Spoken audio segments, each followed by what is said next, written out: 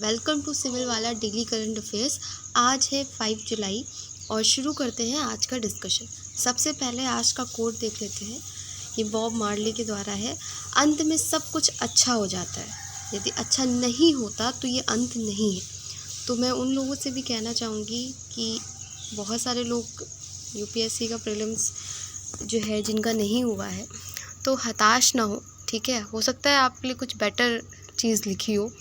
और there are so many examples जहाँ पे अगर एग्ज़ाम को देखा जाए तो जैसे गीता गोपीनाथ, आपको पता होगा IMF चीफ़ है, तो उन्होंने भी यूपीएससी के एग्ज़ाम दिया था, उनका क्लियर नहीं हुआ और वो आज IMF की चीफ़ हैं और हम उनके बारे में पढ़ते हैं। या पंकज त्रिपाठी, आपको पता होगा, फेमस एक्टर है, जिनका सपना था कि वो एक बड़े डॉक्टर बने एंड वहाँ नहीं हुआ और उन्होंने एक्टिंग में इतना नाम किया। So there are so many examples कि आप किसी भी चीज़ से बहुत ज़्यादा इमोशनली अटैच मत हो, है ना। आखिर में सारी चीज़ें ठीक हो जाएंगी। अगर आपको यहाँ पे सफलता नहीं मिल रही है तो कहीं और सफलता मिलेगी ज़रूर।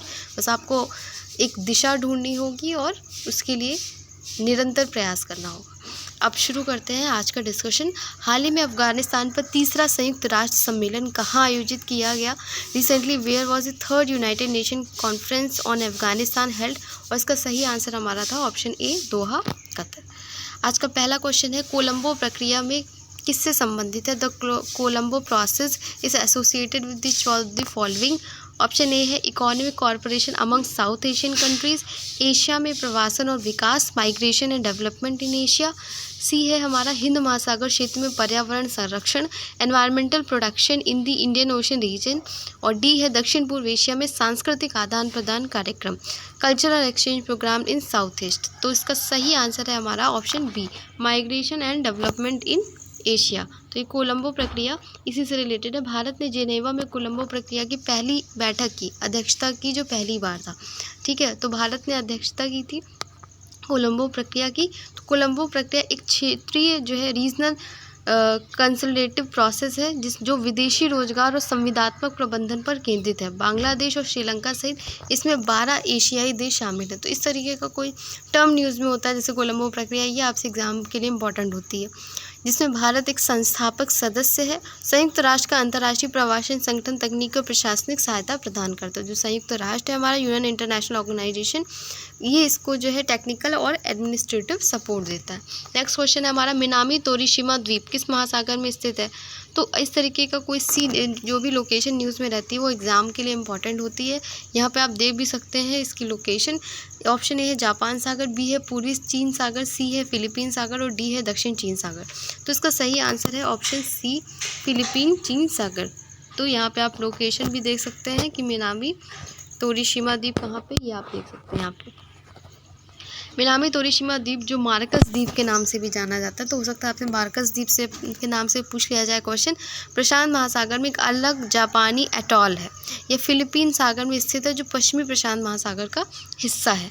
नेक्स्ट क्वेश्चन है हमारा, 3 जुलाई को भारतीय दंड संहिता IPC की जगह लेने वाली नई भारतीय न्याय संहिता 2023 BNS, इसके बारे में मैंने आपको बताया भी था, के तहत पहली FIR चार मीनार पुलिस स्टेशन में दर्ज की गई। चार मीनार पुलिस स्टेशन किस शहर में स्थित है? मे भी ऐसा क्वेश्चन आपसे पूछ लिया जाए क्योंकि ये रिसेंट का है बिल्कुल। The first FIR under the new Bharatiya Nyaya Sanhita 2023 BNS which replaces the Indian penal code IPC from 1 July has been registered at the Char Minar police station. Char Minar police station is located in which city? Option A है Bengaluru, B है हैदराबाद, सी है लखनऊ और D है मुंबई। तो आपको पता होगा चार मीनार कहाँ पे होगा, तो ये हैदराबाद में है। तेलंगाना में चार मीनार पुलिस स्टेशन में नई भारतीय न्याय संहिता की पहली FIR दर्ज की गई है तेलंगाना में। ठीक है, तो ये आप याद रखिएगा। और इससे रिलेटेड जितना भी कंटेंट है यहाँ पे आप पढ़ सकते हैं इसको। ठीक है, क्योंकि अलग से मैंने आपको एक बता भी दिया था, तो यहाँ पे PDF से आप पढ़ सकते हैं। नेक्स्ट क्वेश्चन है हमारा, 4 जुलाई 2024 में पंचकुला में राष्ट्रीय अंतर्राज्यीय सीनियर एथलेटिक्स चैंपियनशिप में महिलाओं 100 मीटर बाधा दौड़ में स्वर्ण पदक किसने जीता है? Who has won the gold medal in the women's 100 metre hurdles at the national interstate senior athletics championship in Panchkula in July 2024? Option A है आमलम बोर्गेन, बी है हिमा दास, सी है अनुरानी और डी है हमारा ज्योति ठीक है, तो ये हमारा ऑप्शन डी जो है सही है। भारत की ज्योति याराजी ने राष्ट्रीय अंतर्राज्यीय सीनियर एथलेटिक्स चैंपियनशिप में महिलाओं की 100 मीटर बाधा दौड़ में स्वर्ण पदक जीता है। भारत की ज्योति याराजी ने पंचकुला में राष्ट्रीय अंतर्राज्यीय सीनियर एथलेटिक्स चैंपियनशिप में महिलाओं की 100 मीटर बाधा में स्वर्ण पदक जीता है, क्योंकि गोल्ड मेडल इन्होंने जीता है, महिला है, इंपॉर्टेंट हमारे लिए क्वेश्चन हो जाता है। नेक्स्ट क्वेश्चन है हमारा, किस संयुक्त राज्य एजेंसी ने हाल ही में वार्षिक विश्व ड्रग रिपोर्ट जारी की है? Which united nation agency has recently release the annual world drug report? Option A है WHO, बी है यूनिसेफ, सी है UNODC और डी है यूनेस्को। सही हमारा है आंसर UNODC।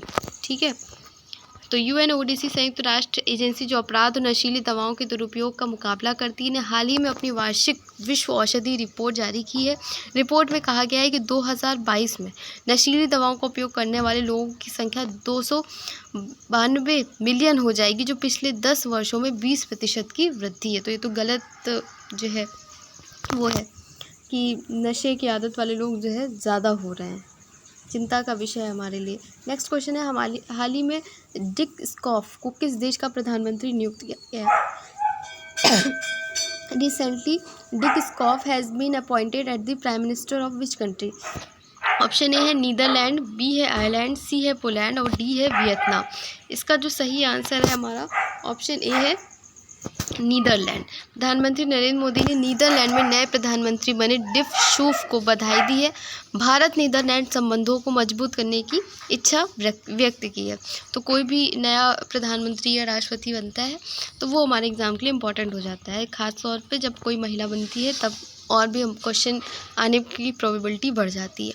नेक्स्ट क्वेश्चन हमारा, भारत मंगोलिया संयुक्त सैन्य अभ्यास नोमैडिक एलिफेंट का 16वां संस्करण कहाँ आयोजित किया गया है? Where was the 16th edition of the Indian Mongolia joint military exercise nomadic elephant held? तो सबसे पहले तो ये पता होना चाहिए कि नोमैडिक एलिफेंट जो अभ्यास है वो किसके किसके बीच में होता है? वो होता है भारत और मंगोलिया के बीच में। ऑप्शन ए है कोलकाता पश्चिम बंगाल, बी है उलान बटोर मंगोलिया, सी है उमरोई मेघालय और डी है गुवाहाटी असम। तो इसका सही आंसर हमारा जो है उमरोई मेघालय, इसका सही आंसर है। 16वां भारत मंगोलिया संयुक्त सैन्य अभ्यास नोमैडिक एलिफेंट उमरोई मेघालय में शुरू हुआ, जो 3 जुलाई से लेकर 16 जुलाई 2024 तक चलेगा। तो ये ज़रूरी है कि नोमैडिक एलिफेंट किसके किसके बीच में होता है?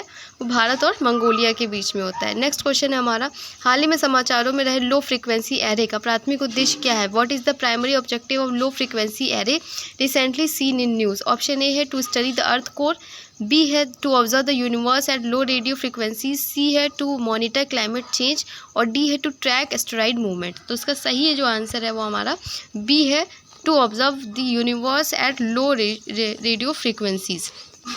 ठीक है, तो ये आप याद रखिएगा, ये क्योंकि ये न्यूज़ में था। लोफार क्या है, लो फ्रिक्वेंसी एरे क्या है? ये कम रेडियो आवृत्तियों पर ब्रह्मांड का निरीक्षण करने के लिए है। ठीक है, खगोलविदों ने लो फ्रिक्वेंसी एरे का उपयोग करके एक नई रेडियो आकाशगंगा की खोज की है, जो Dutch institute for radio astronomy द्वारा विकसित एक पैन यूरोपीय वितरित रेडियो इन्फॉर्मेटर है। लोफार ब्रह्मांड को कम रेडियो आवृत्तियों पर देखता है। तो ये लोफार पूछ सकते हैं कि है क्या, तो आप याद रखिएगा। नेक्स्ट क्वेश्चन हमारा, हाल ही में खबरों में रहा सेन्ना स्पेक्टिबिलिस क्या है? What is the senna spectabilis recently seen in news? Option A है इन्वेसिव प्लांट, बी है स्पीशीज ऑफ फिश, सी है ट्रेडिशनल इरिगेशन मेथड और डी है कम्युनिकेशन सैटेलाइट।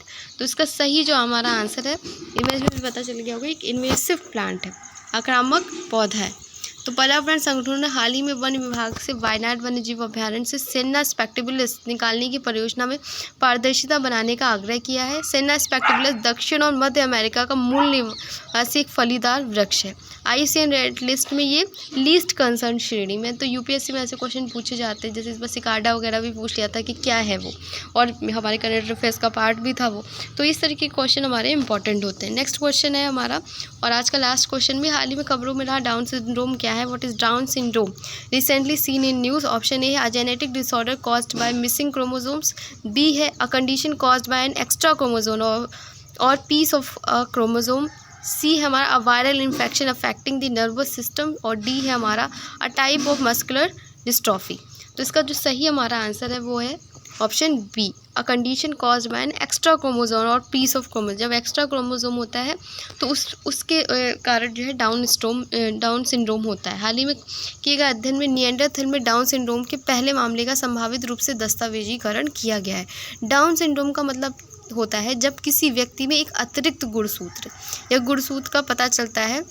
विशेष रूप से गुणसूत्र 21 के अतिरिक्त प्रति होती है, जिसे ट्राइसोमी 21 कहा जाता है। ये आनुवंशिक स्थिति मानसिक और शारीरिक विकास को प्रभावित करती है, जिससे विभिन्न चुनौतियां पैदा होती हैं।